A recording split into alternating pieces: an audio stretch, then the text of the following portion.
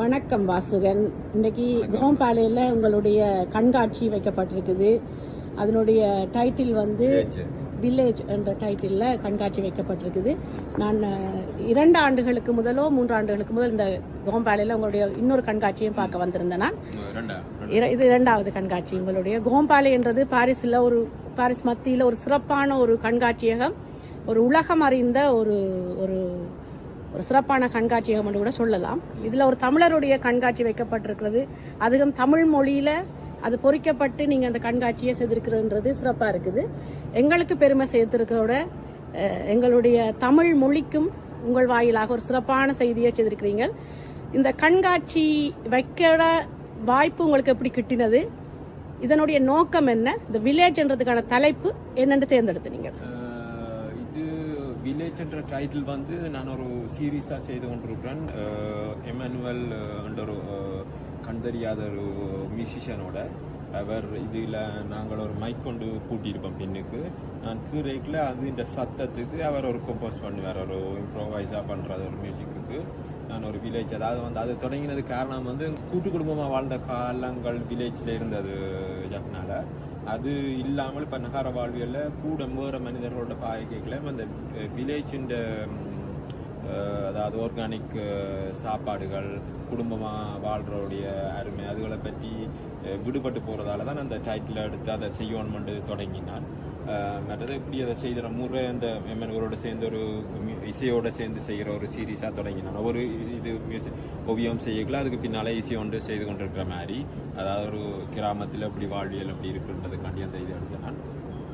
அனிஷ் கபூர்ன்ற ஒரு உலக பிரபல்யமான ஒரு இந்திய பூர்வீகத்தை கொண்ட ஒரு கலைஞருடைய ஒரு கண்காட்சி இதுக்குள்ளே இருந்தது. அவர் 3 பிள்ளைகள் ஒன்றா பிறந்தா கருப்பைக்குள்ள எப்படி இருக்குமென்ற ஒரு இதில் இந்த கூரை இந்த கோம்பாலைக்கே ஒரு பெரிய ஹிஸ்ட்ரி இருக்குது. அப்போ அதுக்குள்ள 3 ஆம்ஸ்லைக்கெலாம் பெரிய பலூன் ஒன்று இருந்தது. அதாவது ஒரு கருப்பைக்குள்ளே எப்படி இப்படி இருக்குது, நாங்கள் ஒரு ஆக்குள்ள உள்ளுக்குள்ளே போகலாம், 20, 30, 40 பேர். அதுக்குள்ளே அந்த ஹார்ட் பீட் வந்து சத்தம் கேட்கும். அந்த கண்காட்சி பார்க்க வரைக்குள்ள அப்போ யோசிச்சு நான் ஒரு நாளைக்கு நானும் ட்ரை பண்ணணுண்டு. அப்போ அந்த கலெக்டிவ் எக்ஸிபிஷன் இப்படி கணக்க நடக்கிறது ஆர்கிடெக்சர் டைட்டில் மாதிரி வேறு. அப்போ 2016 ஃபைனலில் ட்ரை பண்ணி ரிஜெக்ட் ஆகினது. இப்போ இந்த ஒரு ஏஜென்சி மூலமாக ட்ரை பண்ணி எனக்கு 2018 இதுக்குள்ள ஒரு எக்ஸிபிஷன் செய்யணும்.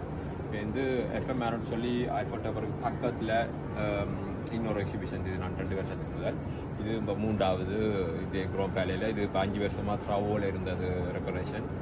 இப்போ திறந்திருக்கேன் இந்த ஜனவரி மாதம். அதனால் நேற்று ஓப்பனிங் இருந்தது. இதுக்குள்ள என்னென்னு சொல்கிறது, ஒரு கொண்டாட்டம் மாதிரி பெரிய சனம் எக்கச்சக்கம். ஸோ திவ்யாவா கூட இதை பார்க்குற செய்கிற ஓவியங்களோட மூலங்களும் வந்து உபகரணங்களும் வந்து ஆர்கானிக்காக எடுக்கிறேன், இயற்கையோட சம்மந்தப்பட்ட சாமான்களை. இதில் கார்ட்டூன் பஸ்டல் அப்படி பாவிச்சிருக்கேன். அப்படி இந்த சீரீஸ் வந்து ஒரு 20 கிட்ட செய்திருக்கேன். இப்போ கடைசியாக டிசம்பர் மாதம் குவாடலூப்பில் செய்த எக்ஸிபிஷன்லேயும் ஒரு 3 ஓவியங்கள் இருந்தது. அதில் இந்த மஞ்சள் தூள் பாவிச்சு செய்த ஓவியங்கள் இருந்தது. ஒரு முறை நீங்க கோப்பி மிளகாத்தூள் எல்லாம் வச்சு செய்யறது ஓவியங்களை சார்ந்த வர்ணங்களை தேர்ந்தெடுக்கிறேன். அதுக்காண்டி 100% போக முடியாது, கஷ்டம். ஆனா கூட அதோட அந்த அந்த அந்த டைட்டிலும் வந்து அதுக்கு சம்பந்தமா இருந்துச்சுன்னா, நான் நீங்க பார்த்த ஓவியங்கள் வந்து காவல் தெய்வங்கள்ட வரையில அப்ப அந்த அதுக்கு பொருத்தமா இருந்தபடி அப்படியான இயக்க வர்ணங்களை சேர்க்க தேர்றேன். சிறப்பு, உண்மையிலேயே சிறப்பு. ஒரு பெரும் உழைப்பு, உங்களோட உழைப்பு. வெளியில இருந்து பார்க்க ஒரு சின்ன விஷயமா இருக்கு. இன்றைக்கு ஒரு நாள் வந்து இதை பார்த்துட்டு போய்க்க சின்ன விஷயமா இருக்கு. ஆனா நீங்க இதுக்கு ஒரு பாரிஸ் மண்ணில எவ்வளவோ போட்டிகள், இந்த கேலரியில எத்தனையோ ஓவியங்கள், எத்தனையோ 1200 ஓவியர்களுக்கு மேலே இருக்கணும். கிட்டத்தட்ட 5000 பேர் அப்ளை பண்ணிக்கணும். ஆனால் ஒரு 1000-1200 பேருக்கு கிடைக்கும். அதுவும் இன்டர்நேஷனலா வேற நாடுகள்ல இருந்து வந்து நிறைய பேர் இருப்பினோம். அந்த இதுக்குள்ள ஒரு சிறந்த ஒரு ஓவியரா உங்களை எடுத்திருக்கின்றதே எங்களுடைய மண்ணுக்கு கிடைக்க வரந்தான். உங்களுடைய வெற்றி நீண்ட தூரம் போகணும், உலக புகழ் அடையணும். பல உலக புகழடைந்த ஓவியர்களுடைய வரிசையில உங்களுடைய பெயரும் அமையணும். அதுக்கு உறுதுணையா நாங்கள் நிற்போம் என்று சொல்லி வாழ்த்துறோம். நன்றி, நன்றி வாசுகன். ஓவியங்களை மட்டும் பார்த்து கொண்டு வந்த எனக்கு இதுல ஒரு நிறைய சிலைகளை வச்சிருக்கிறா. Pour vous filmer. Un petit interview.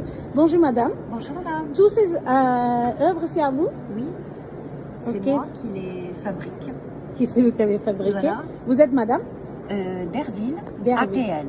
ATL, ATEHEL. Ok, très bien. C'est இவருடைய படைப்பு தான் இங்க இருக்குது. Vous avez utilisé quel genre de matière? Alors, je travaille moi la terre, je réalise un moulage autour de ma terre, ensuite je coule un plâtre, je sculpte mon plâtre et je l'emporte en fonderie. Tout ce que vous avez autour de vous, c'est du bronze. C'est de bronze. செப்புல அவ செய்திருக்கிறான். ஆனா முதல் அவ மண்ணில செய்து அதை ஊத்தி சிலையாக்கி கொண்டு வந்து செய்யறா. இது எல்லாமே செப்புல இருக்குது.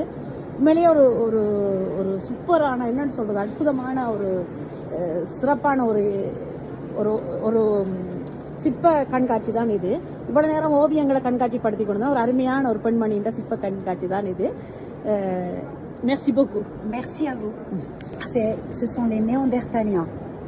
Les Néandertaliens, ils ont disparu. On ne sait pas très bien d'où ils viennent. Donc c'est la femme, l'homme, moitié-moitié, la même masse. Et ils réfléchissent à l'avenir de la vie. Là, c'est Lucie. Lucie, c'est la première petite femme qu'on a trouvée par terre, dans un petit... Et je l'ai imaginée comme si elle avait glissé de l'arbre et qu'elle était tombée et s'est endormie. Et c'est la première. Ici, vous avez Knossos. Knossos, ce sont les Minoens en Crète, parce que les Minoens, ils jouaient avec les taureaux dans leur cité. Et c'est comme un jouet. Il y a des jouets qui s'appellent les culbutos et qui font ding, ding, ding. Et c'est comme un jouet. Et en fait aussi, c'est sacré. C'est le taureau. Ici, vous avez Quasimodo de Notre-Dame, avec sa coiffe moyenâgeuse. Oui. Là, vous avez les gargouilles. Et les gargouilles, c'est celles qui gardent les cathédrales. Et là, elles se réconfortent parce qu'elles ont beaucoup de travail. Ici, vous avez Gabriel, l'ange Gabriel, l'annonciateur. Et là, vous avez la pierre philosophale. Et lui dit, regarde, je transforme le plomb en or. Et lui, il regarde, il fait, mais c'est incroyable et tout. Voilà. Okay. Et là, vous avez le moine soldat, Zikao, qui était un héros. Et enfin, pour finir, Priya, la guerrière bleue, Sédong, qui était une grande héroïne. Super, super, bravo. Merci beaucoup, merci à vous. Merci. C'est vraiment génial. Merci beaucoup. Merci. Bonne Merci, journée, Priya. bon courage. À bientôt. Au revoir. Au revoir.